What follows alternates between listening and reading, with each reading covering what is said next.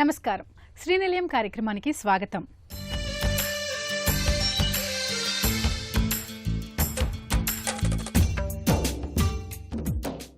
సొంతిల్లు ప్రతి ఒక్కరి కల. ఎంత కష్టమైనా సరే సొంతంగా ఓ ఇల్లు కొనుగోలు చేయాలని ప్రతి ఒక్కరూ ఆశపడుతుంటారు. సొంతిల్లు ఉంటే ఆర్థికంగానూ సామాజికంగా భద్రత కూడా పెరుగుతుందని భావిస్తారు. అయితే చాలామంది తాము నివసిస్తున్న ప్రాంతాల్లో ఇల్లు కొనాలని చూడటం ద్వారా అప్పటికే ఆ ప్రాంతం అభివృద్ధి చెంది ధరలు పెరుగుతాయి. తమ బడ్జెట్లో దొరక్కపోవచ్చు. అందుకే నగర పరిసర ప్రాంతాల్లో ఏ వైపు తీసుకున్నా ఇంటి స్థలాలు, ఫ్లాట్ల ధరలు రోజురోజుకు పెరుగుతుంటాయని స్థిరాస్తి నిపుణులు చెబుతున్నారు. రాయలసీమ ముఖద్వారంగా, ఆంధ్ర రాష్ట్ర పూర్వ రాజధానిగా పేరున్న కర్నూలు నగరంలో స్థిరాస్తి రంగం దినదినాభివృద్ధి చెందుతోంది. కేంద్ర, రాష్ట్ర ప్రభుత్వాలు ఈ నగరాభివృద్ధిపై ప్రత్యేక దృష్టి సారించడంతో కర్నూలు అభివృద్ధిలో దూసుకెళ్తోంది. పరిశ్రమలు వస్తుండటం, రహదారులు వేగంగా విస్తరించుండటం, విద్యాసంస్థలు ఏర్పాటు అవుతుండటంతో కర్నూలు రియల్ రంగంలో జోరు కనిపిస్తుందని స్థిరాస్తి నిపుణులు చెబుతున్నారు. మరి కర్నూలు నగరంలో ఏ ప్రాంతాల్లో ఇళ్ల స్థలాలకు డిమాండ్ ఉంది? అపార్ట్మెంట్ భూముల ధరలు ఎలా ఉన్నాయి? స్థిరాస్తి రంగ వృద్ధికి ఉన్న అనుకూల అంశాలేంటి? కర్నూలు రియల్ విశేషాలు ఇప్పుడు తెలుసుకుందాం. కర్నూలు నగరం శరవేగంగా అభివృద్ధి చెందుతోంది. రాష్ట్ర ప్రభుత్వం ప్రత్యేక శ్రద్ధ చూపిస్తుండటంతో ఇప్పటికే లోకాయుక్త, హ్యూమన్ రైట్స్ కమిషన్, రాష్ట్ర విద్యుత్ నియంత్రణ మండలి తదితర సంస్థలు కర్నూలులో ఏర్పాటు చేశారు. జగన్నాథ గట్టుపై ఇప్పటికే ట్రిపుల్ ఐటీ ఏర్పాటయ్యింది. ఉర్దూ విశ్వవిద్యాలయం కర్నూలుకు వచ్చింది. ఓర్వకల్లు వద్ద గ్రీన్ఫీల్డ్ విమానాశ్రయాన్ని నిర్మించారు. ఇక్కడి నుంచి విశాఖపట్నం, బెంగళూరు, చెన్నై నగరాలకు సర్వీసులు నడుస్తున్నాయి. కర్నూలు నుంచి అమరావతికి 4 వరుసల రహదారిని నిర్మిస్తున్నారు. చెన్నై సూరత్ ఎక్స్ప్రెస్ వే కర్నూలు మీదుగానే వెళుతోంది. బెంగళూరు, చెన్నై, తిరుపతి, హైదరాబాద్ నగరాలకు జాతీయ రహదారులు ఉన్నాయి. వీటిని సైతం మరింత అభివృద్ధి చేయనున్నారు. కర్నూలు నగరానికి కేవలం 20 కిలోమీటర్ల దూరంలో సుమారు 10,000 ఎకరాల్లో ఏర్పాటు చేసిన ఓర్వకల్లు ఇండస్ట్రియల్ హబ్ను కేంద్ర, రాష్ట్ర ప్రభుత్వాలు అభివృద్ధి చేస్తున్నాయి. ఇప్పటికే ఓర్వకల్లులో Jairaj Ispat steel plant, solar power plant, DRDO తదితర సంస్థలు ఏర్పాటయ్యాయి. సెమీ కండక్టర్ల పరిశ్రమ, డ్రోన్ హబ్, ఎలక్ట్రికల్ వెహికల్ పార్కులు ఏర్పాటు కానున్నాయి. త్వరలోనే కర్నూలులో హైకోర్టు బెంచ్ ఏర్పాటు చేయనున్నట్లు ప్రభుత్వం ప్రకటించింది. ఈ నేపథ్యంలో కర్నూలు నగరంలో స్థిరాస్తి రంగానికి ప్రాధాన్యత పెరిగింది. కర్నూలుకున్న అడ్వాంటేజ్, డిసడ్వాంటేజ్ ఏంటి అంటే, మనము బార్డర్కి వచ్చామండి. తెలంగాణ బార్డర్లో ఉన్నాం కాబట్టి ఒక సైడ్ డెవలప్మెంట్ జరగడానికి ఆప్షన్ లేదు. తెలంగాణ ల్యాండ్స్ ఉన్నాయి. మనకున్న 2 సైడ్లు కూడా బెంగళూరు హైవే కానీ, మన కొత్త సూరత్ హైవే కానీ, సో ఇక్కడ 2 ఇప్పుడు బాగా బూమింగ్లో ఉన్నాయి. అండ్ అక్కడ మనకు ఇన్ఫ్రాస్ట్రక్చర్ కూడా బాగా డెవలప్ అవుతుంది. కర్నూలులో ఎప్పుడు కూడా మనకు మిక్స్డ్గానే వస్తుందండి. ప్లాట్స్ అండ్ విల్లాస్ అన్నీగా వస్తున్నాయి. యూజువల్గా విల్లాస్ అనే సంస్కృతి కర్నూలులో పెద్దగా ఉండలేదు. బట్ ఈ మధ్య లాస్ట్ ఒక 3-4 ఇయర్స్ నుంచి చాలా మంది డెవలప్ అయిపోవడము, సాఫ్ట్వేర్ ఇంజనీర్స్గా డెవలప్ అయిపోయి ఇక్కడ నుంచి బయటికి వెళ్ళి, సో వాళ్ళ పేరెంట్స్కి ఒక విల్లా ఇవ్వాలి, ఒక లైఫ్ స్టైల్ మెయింటైన్ చేయాలనుకున్న వాళ్ళు చాలా మంది విల్లాస్ వైపు చూస్తున్నారు. ఈవెన్ మిడిల్ క్లాస్ వాళ్ళు కూడా ఒక 2 బెడ్రూమ్ కంటే ఒక G+1 విల్లా తీసుకుంటే మనకు కొంచెం టీవీగా ఉంటుంది అనే ఉద్దేశంతో చాలా మంది విల్లాస్ వైడ్ కొత్తగా, అంటే ఈ విల్లాస్కి కొంచెం ఎక్కువ స్కోప్ ఉంటుంది.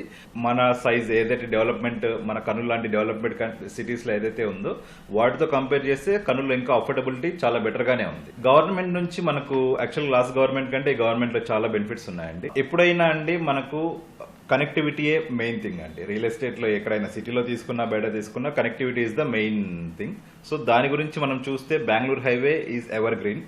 ఎప్పుడైనా ఇవాళ పెట్టిన తర్వాత ఏ రోజైనా కూడా మీకు బెస్ట్ రిజల్ట్స్ వస్తాయి. కొత్తగా మనకి ఇప్పుడు సూరత్ హైవే వచ్చింది అండ్ మనకు విజయవాడకు కూడా హైవే అటే వెళ్తుంది కాబట్టి, so that is also one of the best option కర్నూలులో ఇప్పుడున్న కండిషన్లో. మీకు ఏ ప్లాట్ ఎక్కడ దొరికినా కూడా విచ్ ఇస్ కొంచెం క్లోజ్గా హైవేకి దగ్గరలో ఉంది అంటే రిటర్న్స్ చాలా బాగా ఎక్స్పెక్ట్ చేయొచ్చు కమింగ్ 3-4 ఇయర్స్లో. కర్నూలు నుంచి అనంతపురం వెళ్లే మార్గంలో విద్యా సంస్థలు అధికంగా ఉండడంతో డోన్ వరకు జాతీయ రహదారికి ఇరువైపులా భూములకు విపరీతమైన గిరాకీ పెరిగింది. కర్నూలు నుంచి తిరుపతి వెళ్లే మార్గంలో ఓర్వకల్లు సమీపంలో పారిశ్రామిక హబ్ ఎయిర్పోర్ట్ ఉండడంతో ఈ మార్గంలో సుమారు 30 కిలోమీటర్ల మేర భూముల ధరలకు రెక్కలు వచ్చాయి. బళ్ళారి మార్గంలో కోడుమూరు వరకు, అమరావతి, గుంటూరు మార్గంలో నందికొట్కూరు వరకు స్థిరాస్తి వ్యాపారం ఊపందుకుంది. ఈ ప్రాంతాల్లో భూముల రేట్లు రోజురోజుకు పెరుగుతూనే ఉన్నాయి. ఎకరం ధర సుమారు 70 లక్షల నుండి ₹1 కోటి వరకు పలుకుతోంది. ఈ భూముల్లో వెంచర్లు సహా అపార్ట్మెంట్లు, విల్లాలు, ఇండిపెండెంట్ గృహాల నిర్మాణాలు ఊపందుకుంటున్నాయి. ఇంటి స్థలాలు సెంటు 10 లక్షల నుండి 20 లక్షల వరకు పలుకుతున్నాయి. అపార్ట్మెంట్లలో డబుల్ బెడ్రూమ్ ఫ్లాట్ ధర సుమారు 40 నుండి 60 లక్షల వరకు పలుకుతోంది. గేటెడ్ కమ్యూనిటీలోని విల్లాలు ₹1 కోటి నుంచి ₹3 కోట్ల వరకు పలుకుతున్నాయి. ఇండిపెండెంట్ ఇల్లు 60 లక్షల నుండి ₹1 కోటి వరకు పలుకుతోంది.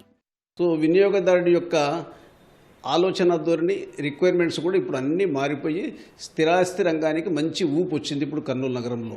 ఇప్పుడు మన ప్రజల అభిష్టం కూడా ఎట్లుందంటే కొద్దిగా ఊరు బయటకు వెళ్ళినా కానీ మనకు అన్ని సౌకర్యాలు ఉండి అన్నీ అందుబాటులో ఉంటే కినా ఊరు బయట కూడా కస్టమర్లు వస్తున్నారు. ఇప్పుడు ప్రధాన ప్రాబ్లం ఏమంటే రియల్ ఎస్టేట్ వాళ్ళకి డ్రైనేజ్ని లింక్ చేయడం. అంటే మనం కాలనీ నిర్మించిన తర్వాత ఆ డ్రైనేజ్ అవుట్లెట్ అనేది ఎక్కడ కనెక్ట్ చేయాలనేది చాలా ప్రాబ్లంగా ఉంది.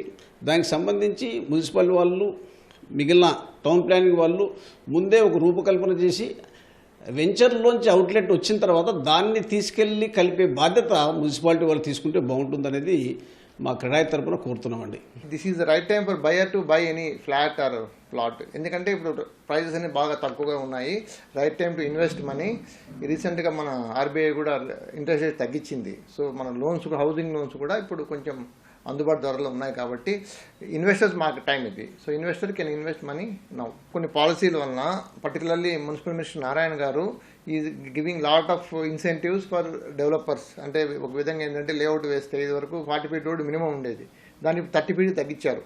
మేము చాలా రోజులు డిమాండ్ చేస్తున్నాం ఇది తగ్గించమని. ఎందుకంటే రూరల్ ఏరియాస్లో లేఅవుట్ వేసినప్పుడు అక్కడ 40 ఫీట్ రోడ్ పెట్టి వేస్తే ఫ్లాట్ కాస్ట్ పెరిగిపోతుంది. ఆ బర్డెన్ అంతా కూడా బయర్ మీద వస్తుంది అన్నమాట. సో అందుకని ఈ రిక్వెస్ట్ను సార్ కన్సిడర్ చేసి వాళ్ళు వచ్చిన 6 మంత్స్లోనే ఆ డెసిషన్ తీసేసుకొని తగ్గించేశారు. దాంతో మాకు ఏంటంటే మంచి ఊతం వచ్చింది. ఇప్పుడు లేఅవుట్స్ రావడానికి అవకాశం ఎక్కువ ఉంది. ప్లాట్ కొని కట్టుకోవడం అనేది చాలా సాహసోపేతమైన నిర్ణయం అది. ఎందుకంటే ప్లాట్ కాస్ట్కే వాళ్ళు సగం డబ్బులు అయిపోతాయి. తర్వాత మిగిలిన దాని డబ్బులు మళ్ళీ లోన్కి పోయి తెచ్చుకొని ఇల్లు కట్టుకోవడం అనేది కొంచెం డిఫికల్ట్ ఇప్పుడున్న సిచ్యువేషన్లో. కాబట్టి mid size or small size అపార్ట్మెంట్లకు డిమాండ్ ఉంటుంది. గత ప్రభుత్వ హయాంలో రియల్ ఎస్టేట్ వ్యాపారం పూర్తిగా దెబ్బతింది. ఇసుక అందుబాటులో లేకపోవడం, ఒకవేళ ఉన్నా ధరలు అధికంగా ఉండడం, అనుమతులు సైతం ఆలస్యం అవుతుండటంతో నిర్మాణ రంగం కుదేలయ్యింది.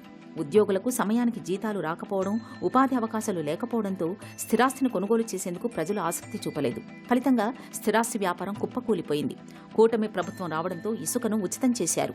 అనుమతులు సైతం వేగంగా ఇస్తున్నారు. బ్యాంకు రుణాలపై వడ్డీని తగ్గించారు. ఉపాధి అవకాశాలు మెరుగుపడుతున్నాయి.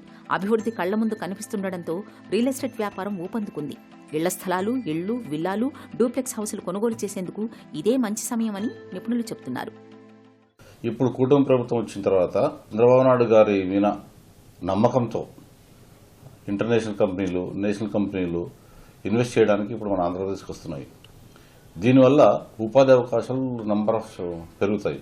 ఈ పెరగడం వల్ల ఏమవుతుందంటే ఇన్కమ్ జనరేట్ అవుతుంది. ఎప్పుడైతే ఇన్కమ్ జనరేట్ అవుతుందో ఇన్వెస్ట్ చేయడానికి ప్రజల్లో ఉత్సాహం ఉంటుంది. ఇప్పుడు విజయవాడ వైపు ఒకటి, Orvakal industrial corridor, Bengaluru road, national highway, ఈ 3 ఎక్కడ తీసుకున్నా కూడా ఇన్వెస్ట్మెంట్ బాగుంటుంది. మనది మెట్రోపాలిటన్ సిటీ కాదు కాబట్టి మిడిల్ క్లాస్ ఫ్యామిలీస్ హ్యాపీగా ఇన్వెస్ట్ చేయొచ్చు. దానివల్ల ఇబ్బంది ఏం పడాల్సిన అవసరం ఏం లేదు. ఇప్పుడు ప్రస్తుతం అయితే ధరలు అందుబాటులో ఉన్నాయి. ఎండలు మండిపోతుండటంతో నగరంలోని పలు ప్రాంతాల్లో భూగర్భ జలాలు అడుగంటిపోతున్నాయి. హైదరాబాద్ నగరంలో వేసవి ప్రారంభానికి ముందే నీటి కోసం కటకటలాడే ప్రాంతాల్లో అదొకటి. అక్కడి కాలనీల్లో చాలా వరకు జనం నీళ్ల కోసం కష్టాలు పడని రోజంటూ ఉండదు. వాటర్ ట్యాంకర్లు తెప్పించుకోవడంతో సమస్య ఆ రోజుకు తీరేది. కానీ మరుసటి రోజు మరో ట్యాంకర్ రావాల్సిందే. ఇలా ఎన్నాళ్లు ట్యాంకర్ల బాధ అనుభవిస్తామని ఆలోచించిన ఓ కాలనీ వాసులంతా ఏకమయ్యారు. నీటి కష్టాలు దూరం కావాలంటే ఇంకుడు గుంతలు తీయటమే మార్గంగా భావించారు. ఉద్యమంగా కదిలి ప్రతి ఇంటికి తప్పనిసరిగా ఒక ఇంకుడు గుంత ఉండాలనే నిబంధన విధించుకొని వందలాది ఇంకుడు గుంతలు తవ్వుకున్నారు. మరో అడుగు ముందుకేసి రూప్ టాప్ ప్రాజెక్ట్ పదుల సంఖ్యలో ఇంజెక్షన్ బోర్వెల్స్ తవ్వించారు. వర్షపు నీటిని ఒడిసిపట్టి కొద్ది రోజుల్లోనే 70% నీటి సమస్యను దూరం చేసుకుని ఇరుగు పొరుగు కాలనీలకు ఆదర్శంగా నిలుస్తున్నారు. ఈ నేపథ్యంలో భవిష్యత్తులో నీటి కొరత లేకుండా ఉండాలంటే రానున్న వర్షాకాలంలోనైనా వరదను వృధాగా పోనీయకుండా భూగర్భంలోకి మళ్లించాలని నిపుణులు సూచిస్తున్నారు.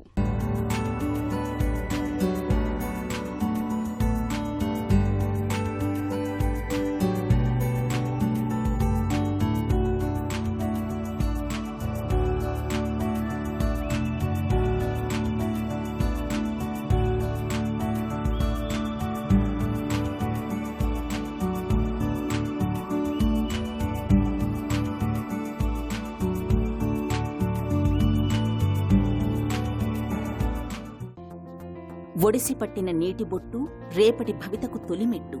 ఈ మాటలు నినాదాల వరకే పరిమితం కావడం లేదు. నీటి విలువ తెలిసిన వారెందరో ఆచరించి చూపిస్తున్నారు.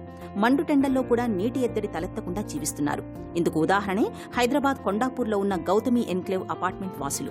సుమారు 10 ఏళ్ల కిందట నీటి కోసం గడ్డు పరిస్థితులను ఎదుర్కొన్న ఈ కాలనీ వాసులు సమష్టి కృషితో నీటి కష్టాల నుంచి గట్టెక్కారు. తమ ప్రాంతంలో కురిసిన ప్రతి చినుకును ఒడిసి పట్టడం ద్వారా వాటర్ ట్యాంకర్ల కోసం ఎదురుచూసే పరిస్థితి వీళ్లకు లేకుండా పోయింది. కాలనీ స్టార్టింగ్లో వాటర్ స్కేర్సిటీ అనేది చాలా ఎక్కువ ఉండేది. అంటే మీ అందరికీ తెలుసు హైదరాబాద్ రాక్ షీట్ ఏరియా అని చెప్పేసి. సో మేము దాన్ని గమనించి ఫ్యూచర్లో మాకు ఎటువంటి ఇబ్బందులు ఉండకూడదు, వాటర్ ట్యాంక్లెస్ కాలనీ కింద మారాలి అన్న ఒక దృఢ సంకల్పంతో rain water harvest pits, injection borewells and roof top water saving measures ఇవన్నీ కూడా ఇంప్లిమెంట్ చేసాము. దీంతోపాటు మాకు ఏదైతే 1.5 acre park and 2.5 acre sports ground ఉందో దాంట్లో కాంక్రీట్ జంగల్గా మారకుండా దాన్ని మొత్తం యథాస్థితిగా మట్టితోటే ఉండేలాగా మేము ఏర్పాటు చేసుకున్నాం. అంటే వచ్చిన ప్రతి ఒక్క వర్షం చినుకు అందులోంచి ఈ ఒక రెయిన్ వాటర్ హార్వెస్ట్ పిట్స్కి కానీ భూగర్భంలోకి డైరెక్ట్గా వెళ్ళేలాగా మేము అన్ని మార్గాలు తీసుకున్నాం. దానివల్ల మాకు ఈరోజు చాలా అపార్ట్మెంట్స్లో వాటర్ స్కేర్సిటీ అనేది తగ్గింది. అంటే ఇంచుమించు మే మంత్లో కూడా మేము కొన్ని అపార్ట్మెంట్స్లో వాటర్ ట్యాంక్స్ తీసుకోవట్లేదు అంటే దాన్ని మీరే ఆలోచించుకోవచ్చు. గౌతమి ఎన్క్లేవ్లో 60 అపార్ట్మెంట్లు ఉండగా సుమారు 2500 కుటుంబాలు జీవిస్తున్నాయి. 2012 నుంచి 2014 వరకు సకాలంలో వర్షాలు పడకపోవడంతో బోరుబావులు ఎండిపోయి నిత్యం ట్యాంకర్ నీరే దిక్కయ్యేది. నీటి కోసం వాళ్లు పెద్ద మొత్తంలో ఖర్చు పెట్టేవాళ్లు. అయినా ప్రతి వేసవిలో మళ్లీ సమస్య పునరావృతం అవుతూనే ఉండేది. అలాంటి గడ్డు పరిస్థితుల్లో అపార్ట్మెంట్ వాసులంతా ఏకమై ఇంకుడు గుంతలు తీయడాన్ని ఒక ఉద్యమంగా చేపట్టారు. అక్కడి అసోసియేషన్ ప్రతి భవనంలో తప్పనిసరిగా ఇంకుడు గుంత నిబంధన పెట్టడంతో సుమారు 100 ఇంకుడు గుంతలు తవ్వారు. దాంతో వాన నీటిని అందులోకి మళ్లించడం ద్వారా బోరుబావుల్లో ఆశించిన మేర నీటి ఊట పెరిగింది. ఆ తర్వాత 2016లో వర్షపు నీటిని పూర్తిగా ఒడిసి పట్టాలనే ఆలోచనతో రూఫ్ వాటర్ ప్రాజెక్టుని చేపట్టారు. 150 అడుగుల మేర 12 ఇంజెక్షన్ బోర్లను త్రవ్వించి వర్షపు నీటిని వృధాగా పోనివ్వకుండా పైపుల ద్వారా అనుసంధానం చేశారు. దీంతో 70% నీటి కొరతను అధిగమించారు. ఇంకుడు గుంతలు, ఇంజెక్షన్ బోర్వెల్స్ ఏర్పాటుతో ప్రతి నీటి చుక్కను సంరక్షిస్తున్న గౌతమ్ ఎన్క్లేవ్ అపార్ట్మెంట్ సొసైటీ సభ్యులు వాటర్ ట్యాంకర్లపై ఆధారపడడం పూర్తిగా మానేశారు. భవనంపై పడిన వర్షపు నీటిని ఫిల్టర్ చేసి సంపుల్లోకి మళ్లించుకుంటున్నారు. వాటిని గృహ అవసరాల కోసం వాడుకుంటూ సద్వినియోగం చేసుకుంటున్నారు. అంతేకాకుండా ప్రతి భవనానికి వాటర్ మీటర్ ఏర్పాటు చేసుకున్నారు. వేసవిలో నీటిని వృధా చేస్తే జరిమానా చెల్లించేలా నిబంధన పెట్టుకున్నారు. కుటుంబాన్ని యూనిట్గా తీసుకుని రోజు 500 లీటర్ల నీటిని వినియోగించుకోవాలని పరిమితి విధించుకున్నారు. ఇక పరిమితికి మించి వినియోగిస్తే ప్రతి లీటర్కు 25 పైసల చొప్పున జరిమానా విధిస్తూ నీటి పొదుపును పాటిస్తున్నారు. అంతేకాకుండా ఈ కాలనీలో ఉన్న 1.5 ఎకరాల పార్క్, 2.5 ఎకరాల క్రీడా మైదానంలో కూడా ఎలాంటి కాంక్రీట్ నిర్మాణాలు చేపట్టకుండా వర్షపు నీరు ఇంకేలా ఏర్పాట్లు చేయడంతో పరిసరాల్లో భూగర్భ జలాలు పెరిగాయి. 2012లో మా అసోసియేషన్ ఫామ్ అయింది.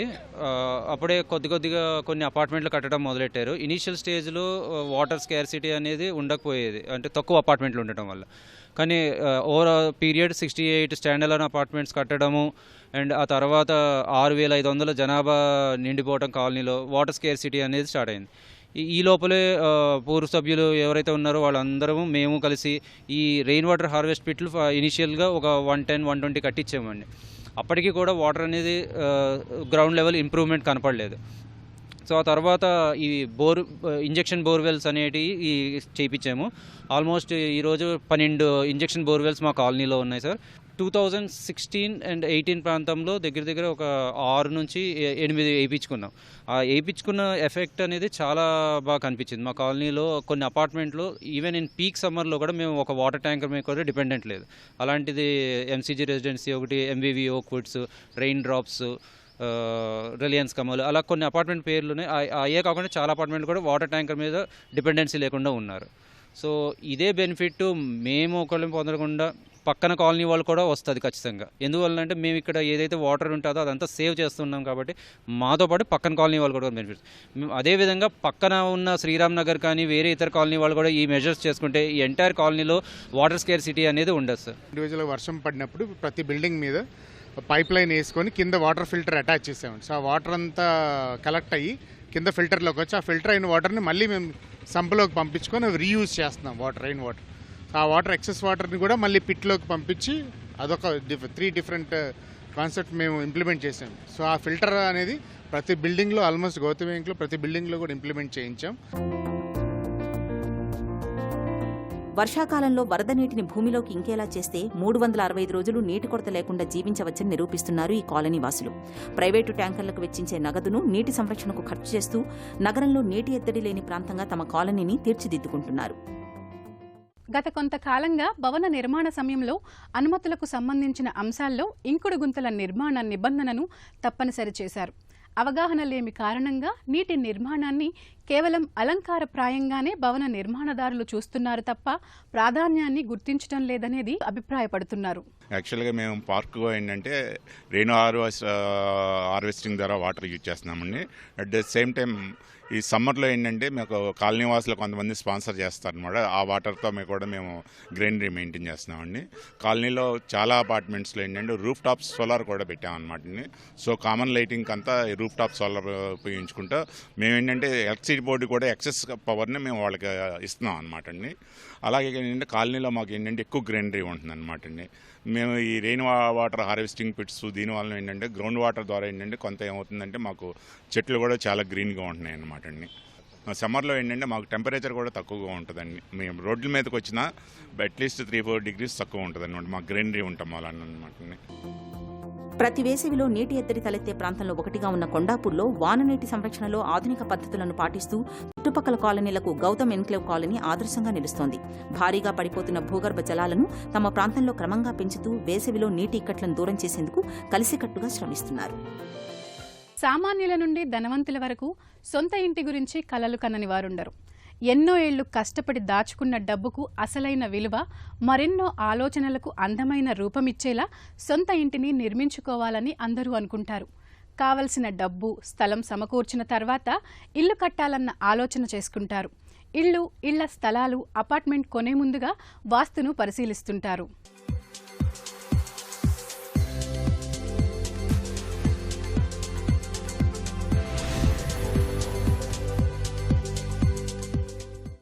మరి ఈరోజు ఇంటి అలంకరణకు ప్రాధాన్యత పెరిగింది.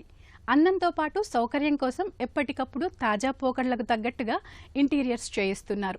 స్థలం వృధా కాకుండా అవసరాల పరంగా ఏమాత్రం రాజీ పడకూడదని కొందరు డిజైనర్లను ఆశ్రయిస్తుంటే మరికొందరు సొంతంగా ఇంటిని తమకు నచ్చినట్టుగా తీర్చిదిద్దుకుంటున్నారు. ప్రత్యేకించి కబోర్డ్స్ చేయించేటప్పుడు, బిగించేటప్పుడు వాస్తుపరంగా ఏ దిక్కులో ఉండాలనే సందేహాలను చాలామంది వ్యక్తం చేస్తున్నారు. కబోర్డ్లను ఏర్పాటు చేసుకునేటప్పుడు వాస్తుపరంగా ఎలాంటి జాగ్రత్తలు తీసుకోవాలో ఇప్పుడు తెలుసుకుందాం. ఇల్లు పెద్దదైనా చిన్నదైనా ఇంట్లోని వస్తువులు బయటికి కనిపించకూడదు. అదే ఇప్పటి ట్రెండ్. ఇల్లు శుభ్రంగా అందంగా కనిపించేందుకు, వస్తువులు భద్రంగా ఉండేందుకు నూతన వస్త్రాలు, పాత కాగితాలు, కొత్త బ్యాగులు, పాత సామగ్రి, పిల్లల బొమ్మలు, పెద్దల జ్ఞాపకాల వరకు అల్మారాలు దాచిస్తుంటారు. గది విస్తీర్ణాన్ని బట్టి ఎక్కడ సౌకర్యంగా ఉంటుందో అక్కడ కబ్బోర్డ్లు బిగిస్తుంటారు. వాస్తును సైతం పరిగణనలోకి తీసుకుంటారు. మూల గదుల్లో ఇలా ఏర్పాటు చేసుకోవచ్చు. దక్షిణ పడమర దిశలు కలిసే నైరుతిలో ఉన్న గదిలో దక్షిణం వైపు నుంచి వచ్చే గాలి శ్రేష్టం అంటారు. కాబట్టి అల్మారాలు పడమర వైపు ఏర్పాటు చేస్తే అనుకూలంగా ఉంటుంది. తూర్పు ఉత్తర దిశలు కలిసే ఈశాన్యంలో ఉన్న గదిలో దక్షిణం లేదా పడమర దిశలో అల్మారాలను ఏర్పాటు చేసుకోవచ్చు. ఉత్తర పడమర దిక్కులు కలిసే వాయవ్యం మూల గదిలో దక్షిణం వైపు వీలుగా ఉంటుంది. తూర్పు దక్షిణం కలిసే ఆగ్నేయ మూల గదిలో ఉదయం పూట తూర్పు నుంచి వచ్చే ఎండ, గాలి, వెలుతురు తగినంతగా ఉంటుంది. వీటికి అడ్డుపడేలా కాకుండా పడమర గోడకు, దక్షిణం గోడకు అల్మారాలు శాస్త్ర ప్రకారం ఉండాలి. ఇక దిక్కుల విషయానికొస్తే తూర్పు దిశలో ఉన్న గదిలో పడమర దక్షిణం దిక్కులో అల్మారాలు, అటకలు ఏర్పాటు చేసుకోవచ్చు. ఉత్తరం దిక్కులో ఉన్న గదిలో దక్షిణ పడమర దిశలో కబ్బోర్డులు ఏర్పాటు చేసుకోవచ్చు. దక్షిణం దిక్కు గదిలో పడమర వైపు అల్మారాల ఏర్పాటు మంచిదే. ఇక పడమర దిక్కులోని గదిలో దక్షిణం వైపు అల్మారాల ఏర్పాటు ఉత్తమం. స్నానాల గదుల్లో ఈ అంశాలను దృష్టిలో పెట్టుకుని సరైన చోట వీటిని బిగించుకోవచ్చు. విస్తీర్ణాన్ని బట్టి కబ్బోర్డ్ల ఏర్పాటులో గదిలో పొడవు, వెడల్పుల విషయంలో అవగాహన ఉండాలి. గదులు చిన్నగా ఉన్నప్పుడు పడక మంచాలు, ఇతర ఫర్నిచర్ ఎక్కడ వస్తాయనే విషయాన్ని దృష్టిలో పెట్టుకోవాలి. అవసరం మేరకు నిపుణుల సలహాలు మేలు చేస్తాయి. ప్రతి కుటుంబ కనీస అవసరాల్లో ఇల్లు ఒకటి. చిన్నదైనా పెద్దదైనా వాస్తు ప్రకారం ఇంటిని నిర్మించుకోవాలని ఎక్కువ మంది కోరుకుంటారు. అన్నిసార్లు వాస్తురీత్యా ఇల్లు కట్టడం సాధ్యమా కాదా అనే విషయాలను తెలుసుకోవాలి. కొన్నిసార్లు వెంచర్లో ఇళ్ల స్థలాలు వంకరగా ఉంటాయి. ఫ్లాట్ విభజన చేసినప్పుడు మూలల్లో పెరుగుదల వంటి ఇబ్బందులు ఎదురవుతుంటాయి. మరి వాస్తురీత్యా ఇంటి స్థలం, ఇళ్ల నిర్మాణం ఎలా ఉండాలో ఇప్పుడు తెలుసుకుందాం. నగరాల్లో గత కొంతకాలంగా గేటెడ్ కమ్యూనిటీల్లో ఇళ్ల నిర్మాణం పెరిగింది. కొన్ని ఎకరాల్లో భూములు తీసుకుని వాస్తు ప్రకారం ప్లాట్లుగా విభజించి ఇళ్ల నిర్మాణాలు చేపడుతున్నారు. బహుళ అంతస్తులను వేగంగా విక్రయించేందుకు వాస్తుకు అనుగుణంగా నిర్మిస్తున్నారు. సర్వే నంబర్ల ఆధారంగా భూములు కొనుగోలు చేసి వేసిన వెంచర్లలో కొన్నిసార్లు వంకరగా ఉంటాయి. ప్లాట్ల విభజన చేసినప్పుడు మూలల్లో పెరుగుదల వంటి ఇబ్బందులు ఎదురవుతుంటాయి. వాస్తును దృష్టిలో ఉంచుకుని ప్లాట్ల విభజన చేస్తే ఇబ్బందులు ఉండవు. రహదారులు వంపులు తిరిగినప్పుడు, ఏటవాలుగా ఉన్నప్పుడు, చెరువులు, నదులు, గుట్టలు, కొండలు వచ్చినప్పుడు ఆయా రహదారులకు ఇరువైపులా ఉన్న స్థలాల్లో ఇళ్లను దిక్కులకు కట్టడం సాధ్యం కాదు. దిక్కులకు లేని స్థలాల్లో ఇళ్ల నిర్మాణాన్ని చేపట్టవచ్చని, వాటిని పంక్తి శోభగా పిలుస్తారని కొన్ని వాస్తు గ్రంథాలు చెబుతున్నాయి. ఇది ఎలా అంటే వివాహాది శుభకార్యాల్లో పంక్తి భోజనం అంటే వరుసగా కూర్చుని విందులు చేయడాన్ని అన్నమాట. రహదారులకు ఆనుకుని కట్టే ఇళ్లలో నివసించే వారికి ముఖ్యంగా జీవనాధారమైన గాలి, వెలుతురు సమృద్ధిగా అందుతుందని, జీవన మనుగడకు ఎటువంటి లోటు రాదని, ఇది శాస్త్రసమ్మతమేనని పెద్దలు, వాస్తు పండితులు చెబుతున్నారు. రహదారులకు ఇరువైపులా ఇళ్లు కట్టుకున్న వారికి డ్రైనేజ్ వ్యవస్థ, విద్యుత్ స్తంభాల ఏర్పాట్లు వ్యాపారానికి అనువుగా ఉంటుంది. రవాణా సదుపాయాలు సజావుగా సాగుతాయని పెద్దలు చెబుతారు. భూముల ధరల్లో పెరుగుదలతో తక్కువ విస్తీర్ణంతో ఇళ్లు కడుతున్నారు. వీరు ఇంటి చుట్టూ ఖాళీ వదలడం పట్ల నిర్లక్ష్యం, అశ్రద్ధ చేయకూడదని శాస్త్రాలు చెబుతున్నాయి. తప్పనిసరిగా సెట్ బ్యాక్ వదలాలని సూచిస్తున్నాయి. ఇది నేటి శ్రీనిలయం. మరికొన్ని తాజా అంశాలతో వచ్చే వారం మళ్ళీ కలుద్దాం. అంతవరకు సెలవు. నమస్తే.